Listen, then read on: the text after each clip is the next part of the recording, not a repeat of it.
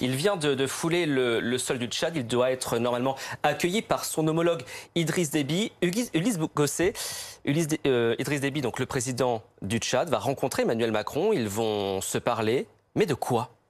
Eh bien, d'abord, il faut rappeler que c'est le premier voyage d'Emmanuel Macron au Tchad, qui s'est déjà rendu plusieurs fois en Afrique, depuis le début de son quinquennat. Mais le Tchad, c'est la première fois. Or, c'est très important sur le plan militaire, car c'est au Tchad que se trouve le quartier général, le PC de l'opération Barkhane, avec non seulement les détachements qui sont liés à ce PC de commandement, de communication et autres, mais aussi un détachement aérien. Et c'est donc du Tchad que la France, avec ses alliés africains, contrôle, ou essaye en tout cas de contrôler la situation sur l'ensemble de la zone sahélo-sahélienne. Donc c'est un voyage qui est très important, avec le président Idriss Déby, qui, il faut le rappeler, est au pouvoir depuis 28 ans maintenant, 28 ans. Un pouvoir d'une main de fer, d'ailleurs avec des opposants qui lui reprochent d'être proche de l'autoritarisme d'un certain nombre d'États africains. Mais avec Idriss Déby, qui a une armée extrêmement bien entraînée, très efficace, qui joue un rôle très important au Sahel, eh bien Emmanuel Macron va faire le point pour voir où en sont les combats contre les groupes djihadistes. Ça, c'est le premier sujet.